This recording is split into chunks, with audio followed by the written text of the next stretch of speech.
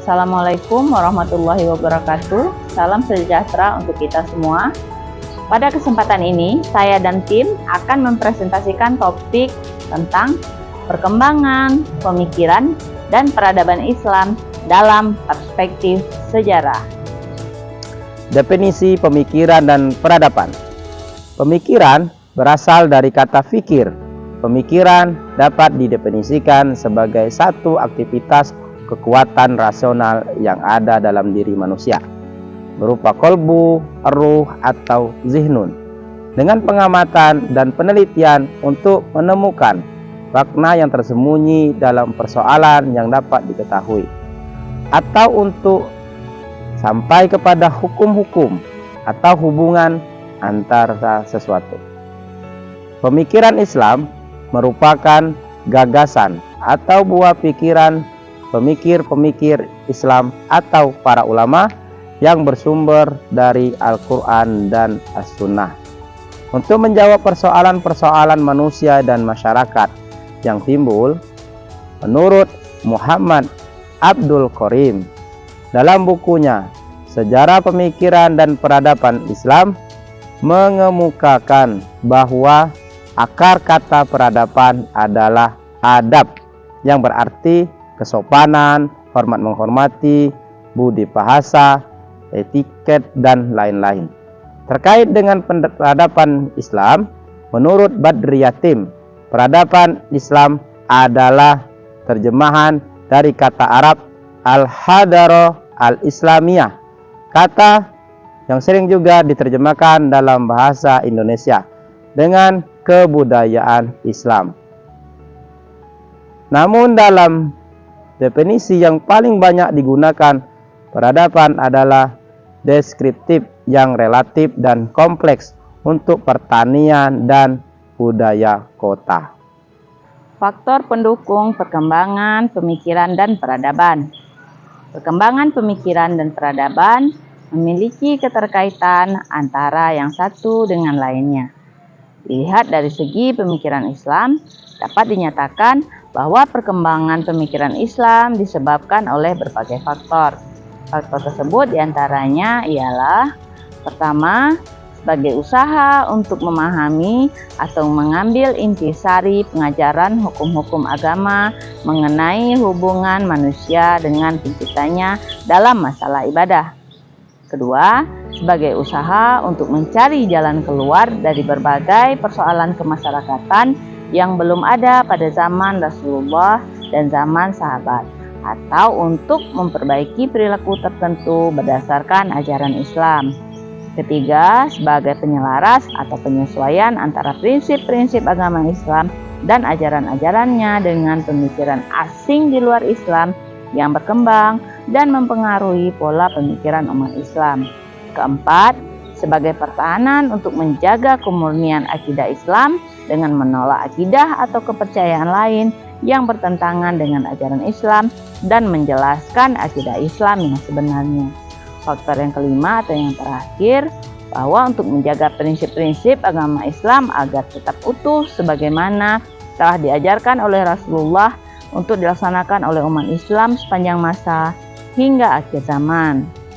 Perkembangan pemikiran dan peradaban umat Islam mencapai puncak kejayaannya pada masa dinasti Abbasiyah. Menurut Harun Nasution, ada beberapa faktor yang menyebabkan masa ini dikenal sebagai masa kejayaan intelektual. Faktor tersebut diantaranya adalah: pertama, banyaknya cendekiawan yang diangkat menjadi pegawai pemerintahan untuk membantu para khalifah Abbasiyah. Kedua, pada masa Khalifah Al-Ma'mun, Mu'tazilah diakui sebagai mazhab resmi negara.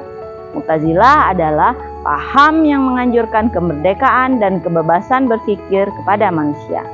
Ketiga, meningkatnya kemakmuran umat Islam pada masa ini juga menjadi faktor berkembangnya gerakan pemikiran Islam. Keempat, setelah wilayah Islam konversi dengan Romawi dan Persia dan penduduknya menjadi muslim yang taat, maka terjadi asimilasi besar-besaran antara Arab dan non-Arab.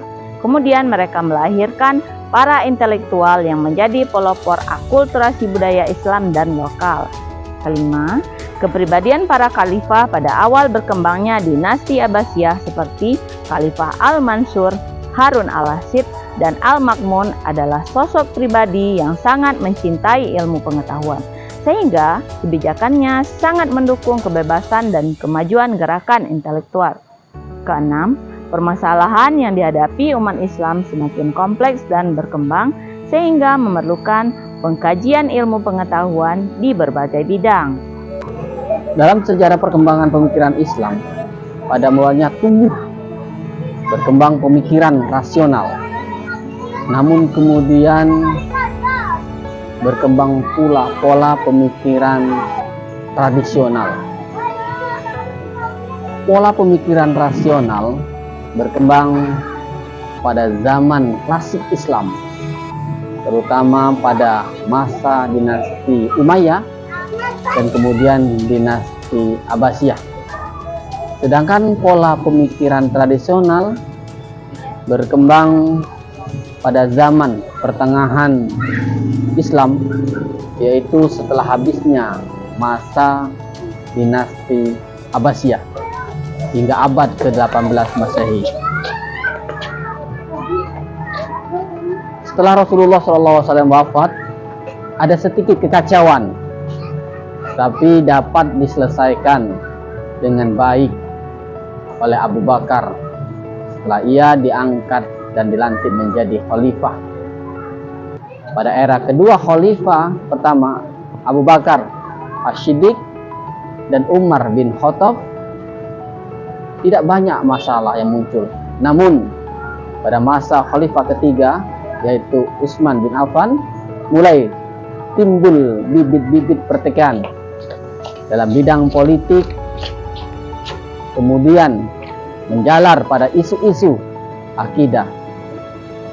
Setelah Utsman wafat dan Ali bin Abi Thalib dilantik sebagai khalifah keempat, keadaan menjadi semakin runyam, semakin serius, dan bahkan terjadi perang saudara antara sesama umat Islam. Ini adalah menjadi titik awal berkembangnya perbedaan pandangan khilafiyah dan politik, lalu membawa kepada munculnya aliran-aliran akidah.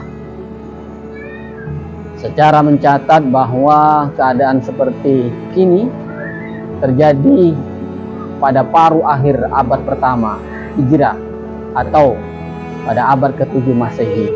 Dari masa inilah dimulainya perkembangan pemikiran Islam secara drastis yang hampir merambah dalam semua bidang. Kondisi ini berlangsung pada masa dinasti Umayyah dan mencapai kemajuannya pada masa dinasti Abbasiyah. Otoritas dinasti Abbasiyah mencapai puncaknya pada zaman Khalifah Harun al-Rashid dan putranya Al-Ma'mun. Kekayaan negara banyak dimanfaatkan Harun al-Rashid untuk membiayai pergerakan intelektual berupa penerjemahan, penelitian, penulisan, pendirian lembaga-lembaga pendidikan, dan perpustakaan. Al-Ma'mun, pengganti Khalifah Harun al-Rashid, adalah khalifah yang sangat mencintai ilmu filsafat pada masanya. Gerakan intelektual berkembang pesat. Penerjemahan buku-buku asing digalakan. Dia juga banyak mendirikan sekolah-sekolah.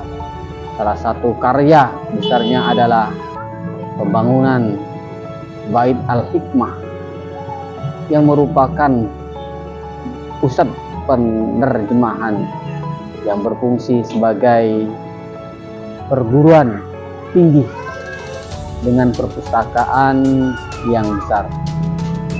Pada masa Khalifah Al-Ma'mun, Baghdad mulai menjadi pusat kebudayaan dan ilmu pengetahuan. Kemajuan peradaban dan kultur pada masa dinasti Abbasiyah bukan hanya identik dengan masa keemasan Islam, namun juga merupakan masa kegemilangan, kemajuan peradaban dunia. Salah satu indikatornya kemajuan peradaban adalah adanya capaian tingkat ilmu pengetahuan yang sangat tinggi. Di antara pusat-pusat ilmu pengetahuan ini dan filsafat yang terkenal adalah di Damaskus, Alexandria, Qairawan, Fustat, Kairo, Al-Madain, Tundestafur, dan lainnya. Puncak gerakan pemikiran Islam terjadi pada masa pemerintahan Abbasiyah. Namun perkembangan pemikiran Islam sudah ada sejak awal berdirinya Islam. Setelah meredupnya gerakan pemikiran Islam pada abad pertengahan, gerakan tersebut muncul kembali setelah terjadinya kebangkitan umat Islam di bidang pemikiran dan gerakan pembebasan umat Islam dari penjajahan kolonial Barat pada awal abad modern. Bidang keilmuan dan tokoh pemikir Islam, pengaruh kebudayaan bangsa yang sudah maju melalui gerak terjemah, bukan saja membawa kemajuan di bidang ilmu pengetahuan umum, tetapi juga ilmu pengetahuan agama. Dan dari pemikiran Islam berupa ilmu pengetahuan Islam dan sains yang ada pada gilirannya menghasilkan kebudayaan dan peradaban, antara lain pertama, bergerak menerjemahkan buku-buku dari bahasa asing Yunani, Syria, Ibrani, Persia, India, Mesir, dan lain-lainnya. Ilmu pengetahuan keagamaan seperti fikih, usul fikih, hadis, mustalahi hadis, ilmu bahasa zaman dinasti Umayyah. Ketiga, sejak upaya penerjemahan meluaskan, Muslim dapat mempelajari ilmu-ilmu langsung dalam bahasa Arab sehingga muncul saja sarjana-sarjana Muslim yang memperluas penyelidikan ilmiah. Pada perkembangan pemikiran Islam pada masa ini tidak hanya berdampak besar pada kemajuan peradaban di dunia Islam, banyak sangat mempengaruhi dunia luar, terutama Eropa dan sekitarnya. Demikian dan terima kasih. Semoga apa yang kami sampaikan dapat menambah hazanah ilmu pengetahuan tentang perkembangan pemikiran dan peradaban Islam dalam perspektif sejarah. Mohon maaf jika ada kesalahan. Terima kasih. Wassalamualaikum warahmatullahi wabarakatuh.